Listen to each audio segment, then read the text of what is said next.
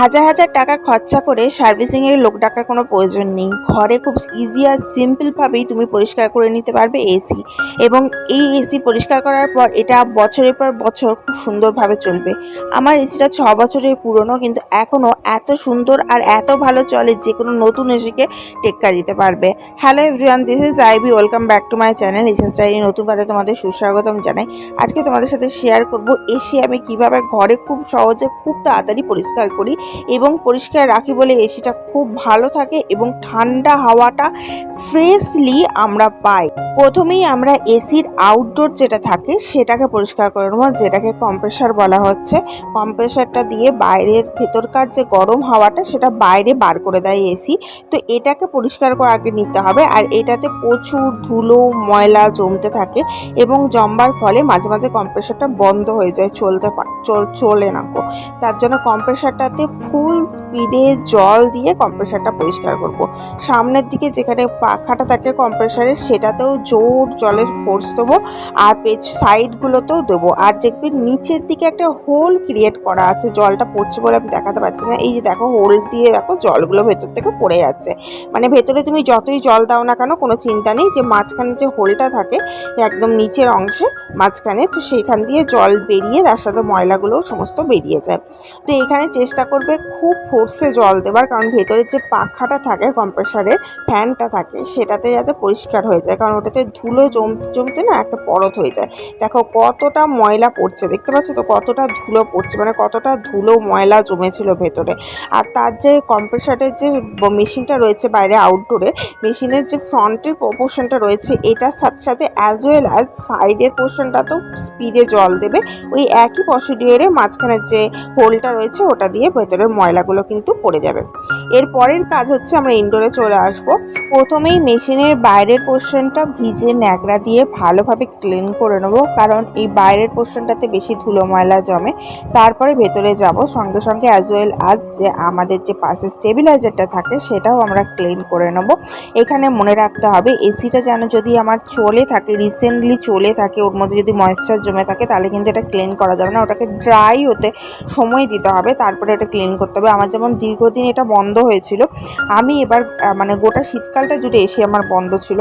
আমি গ্রীষ্মকালে এবার ফার্স্ট এসি চালাবো, তার জন্য তার আগে পরিষ্কার করছি, তারপরে এসি চালাবো। প্রত্যেকটা সময় এসি ভালোভাবে ক্লিন করে তারপরে আমাদের এসি চালানো উচিত, কারণ যদি আমরা এসি ক্লিন না করে এসি চালাই হুট করে, তাহলে এসির মধ্যে যে ধুলো ময়লাগুলো জমে থাকে, যেটা আমি একটু পরেই তোমাদেরকে দেখাবো, সেই ধুলো ময়লাগুলো এসি দিয়ে ঠান্ডা হাওয়া দিয়ে ভেতরে ঢুকবে এবং সেগুলো আমাদের শরীরের ভেতরে চলে যাবে। তার জন্য আমাদের সবসময় এসিটা ক্লিন করে তারপরে চালানো উচিত।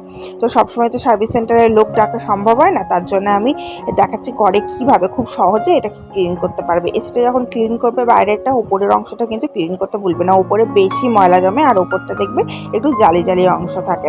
আর এই ভিডিওটা এতটাই ইনফরমেটিভ ভিডিও, এবং ইউটিউবের ইতিহাসে, ইউটিউবে বাংলা ইতিহাসে এই প্রথম এসি পরিষ্কার করা আমি দেখাচ্ছি। তো তোমরা এটা অবশ্যই বন্ধুবান্ধব ফ্যামিলি মেম্বারের সাথে শেয়ার করে দিও, আর ভিডিওটাকে একটা লাইক অবশ্যই করো। তো দেখো, এরপরে আমি ওপরের যে অংশটা আছে সেটাকে খুললাম। সেটা খোলবার জন্য কিচ্ছু করতে হবে না, নিচে দুটো লক থাকে, জাস্ট নিচেটা একটু টানলেই টুং টুং করে এটা খুলে যাবে। ঠিক আছে, খুলে গিয়ে এটাকে ওপরে এইভাবে যেরকম করে আমি গ্যারেজ করে রেখেছি, যেমন আমাদের কারের সিটটা এরকম উঠানো থাকে ওরকম করে উঠিয়ে দেবে। এরপরে দেখো এই প্যানেলগুলো আমি বার করলাম, এগুলো এয়ার ফিল্টার বলে। এই ফিল্টারগুলোতে কতটা ময়লা জমেছে জাস্ট দেখো, এই ফিল্টারে এত ময়লা জমে আছে। এই ফিল্টারগুলো যদি আমি পরিষ্কার না করে এসি চালাতাম, তার মানে এই নোংরাগুলোই আমাদের ঠান্ডা হাওয়া দিয়ে আমাদের শরীরের ভেতরে কিন্তু ঢুকে প্রবেশ করতো, তার মানে শরীরে কতটা ক্ষতি হতো। তার জন্য যখনই এসি চালাবে, দীর্ঘদিন পর যদি এসিটাকে চালাও, মানে গোটা শীতকাল যাবৎ তোমাকে এসি চলছে না, বন্ধ থাকছে, তারপরে গিয়ে তুমি এসি চালাচ্ছ, তার জন্য অবশ্যই এই পরিষ্কারটা করে নিয়ে তারপর এসি চালাবে। পরের কাজ হবে এয়ার ফিল্টারগুলোর তলায় যে অংশটা থাকে সেটাকে কুলিং ফিন বলছে। তো সেই জায়গাটা পরিষ্কার করা, ভিজে ন্যাকড়া দিয়ে হালকা হালকা হাতে চেপে পরিষ্কার করলে পরিষ্কার হয়ে যায়। যদি তার থেকে বেশি ময়লা তোমার জমে থাকে তাহলে তুমি একটা ড্রায়ার দিয়ে পরিষ্কার করতে পারো, বা তোমার কাছে যদি এয়ার ড্রায়ার না থাকে তাহলে হালকা একটা ব্রাশ নিয়ে হালকা হালকা করে ঘষে দেবে, তাহলেও পরিষ্কার হয়ে যাবে। অথবা তোমার কাছে যদি কোনো ভ্যাকুয়াম ক্লিনার অ্যাভেলেবেল থাকে সেটা দিয়েও কিন্তু তুমি ক্লিন করতে পারো। তো আমি যেহেতু এটাকে বারবারই পরিষ্কার করি এবং পরিষ্কার পরিচ্ছন্ন রাখি, তার জন্য আমার খুব ক্লিন থাকে। তার জন্য আমি ভিজে ন্যাকড়া দিয়ে হালকা হালকা করে পরিষ্কার করলাম, এয়ার ফিনটা কিন্তু পরিষ্কার হয়ে গেল। মানে কুলিং ফিন বা এয়ার ফিন যেটাকে বলছে, ভেতরের যে অংশটা সেটা পরিষ্কার হয়ে গেল। এটা কিন্তু পরিষ্কার করার জন্য তুমি হালকা যেগুলো আমাদের তুলি থাকে বা দাঁত মাজা ব্রাশ থাকে সেটা দিয়েও কিন্তু তুমি পরিষ্কার করতে পারো। এই জায়গাটা কিন্তু পরিষ্কার করা অবশ্যই দরকার, কারণ এখান দিয়েই ঠান্ডা হাওয়াগুলো বেরোচ্ছে। ভিডিওটা যদি ভালো লেগে থাকে তাহলে অবশ্যই চ্যানেলটাকে সাবস্ক্রাইব করো এবং বেশি বেশি করে শেয়ার করে দিও, কারণ ভিডিওটা অনেক অনেক ইনফরমেটিভ ভিডিও। কারণ অনেক টাকা খরচা করে এসি কেনা হয়, সেই এসিটাকে যদি প্রপার যত্ন করা যায় তাহলে এসিটা দীর্ঘদিন খুব ভালোভাবে থাকে। এরপরে আমি চলে যাচ্ছি আমার যে এয়ার ফিল্টারগুলো আছে এগুলো পরিষ্কার করার জন্য, এবং এয়ার ফিল্টারগুলোর মাঝখানে একটা দেখবে প্যাডিংয়ের জায়গা থাকে, সেটাকে ব্যাকটেরিয়া ফিল্টার বলে। সেটাকে বার করেও তুমি পরিষ্কার করতে পারো বা সেটা লাগানো অবস্থাতেও তুমি এই দুটোকে পরিষ্কার করতে পারো। সার্ফ জলে খানিকক্ষণ ডুবিয়ে রাখলেই এটা যে নোংরা ধুলো ময়লা জমে থাকে, দেখতে পাচ্ছ কতটা ময়লা জমে আছে, কতটা ধুলো জমে আছে, একদম মোটা মোটা জালি আছে। তো যেদিকে জালিগুলো জমে আছে তার অপোজিট ফোর্সে জল দিলেই এটাও জালিগুলো ছেড়ে যাবে। তারপরে এটাকে সাবান দিয়ে ভালোভাবে পরিষ্কার করে দেবে এবং দরকার হলে একটু ব্রাশ চালিয়েও পরিষ্কার করে নেবে, কারণ এইটাকে ক্লিন রাখা খুব দরকার। এবং যদি তোমরা এসি ব্যবহারও করো, চেষ্টা করবে মাসে অন্তত একবার বা দুবার এই এয়ার ফিল্টারটাকে পরিষ্কার করা। এই এয়ার ফিল্টার আর ব্যাকটেরিয়া ফিল্টারটাকে যদি তুমি পরিষ্কার রাখো তাহলে তোমার এসিটা দীর্ঘদিন ভালো থাকবে এবং এসি থেকে যে হাওয়াটা তোমরা কনজিউম করছো শরীরে, সেটা তোমাকে কোনো ক্ষতি করবে না তোমার শরীরের। আর একটা টিপস হচ্ছে, শীতকালে যখন এসিটা বন্ধ থাকবে তখন এসিতে কভার পরিয়ে রাখবে, তাহলে তুলনামূলকভাবে কম এসিতে ময়লা জমে বা এসিটা পরিষ্কার পরিচ্ছন্ন থাকে। আর আউটডোরটাকেও চেষ্টা করবে, যখন শীতকালে বন্ধ থাকবে তখন আউটডোরটাকেও যদি কোনো রকমভাবে র্যাপ করে রাখা যায়, কারণ সবার ক্ষেত্রে সম্ভব নয়, কারণ আউটডোরটা তো সবার হাতের কাছে থাকে না, অনেক সময় বিল্ডিংয়ের বাইরে থাকে, অনেক সময় ছাদে থাকে। তো যাই হোক, আমাদের যেহেতু কভার করে রাখা ছিল তার জন্য বেশি ময়লা পড়েছিল, এবং দেখতে পাচ্ছ আমি ব্রাশে করে করে পুরো পরিষ্কার করছি, কারণ এটা পরিষ্কার করা খুব টাফ। এটাতে যদি একটু সার্ফ জল দিয়ে ডুবিয়ে রাখো তাহলে খুব তাড়াতাড়ি পরিষ্কার হয়ে যায়। বলা বাহুল্য, এখানে তোমার এই যে পরিষ্কার করছি, পরিষ্কার করার পর এটা সঙ্গে সঙ্গে কিন্তু ইউজ করা যাবে না, এটাকে ভালোভাবে ড্রাই করে নিতে হবে, তারপরে এটাকে ইউজ করতে হবে।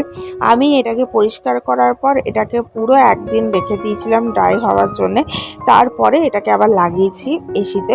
আর এসিটাও সেই সময় খোলা অবস্থায় রেখেছিলাম, যেহেতু ভিজে ন্যাকড়া দিয়ে ওটা ভালো করে পরিষ্কার করেছিলাম যাতে ওটা ভালোভাবে ড্রাই হয়ে যায়, তারপরে আমরা এসিটাকে চালাবো। তার জন্যে, কারণ এসিটাকে ভালোভাবে ড্রাই হতে হবে যেগুলো আমরা পরিষ্কার করেছি। আর এসিটা পরিষ্কার করার সময় খুব সাবধানে পরিষ্কার করতে হবে, কারণ আশেপাশে অনেক তার থাকে, সেই তারগুলোতে যেন কোনোভাবে হাত না লেগে যায়। আর একটা কথা বলি, যদি তোমরা এসিটা চালাবার পরে পরিষ্কার করবে ভাবছো, তো এসিটাকে ভালোভাবে ড্রাই করে নেবে, তারপরে এসিটাকে পরিষ্কার করবে।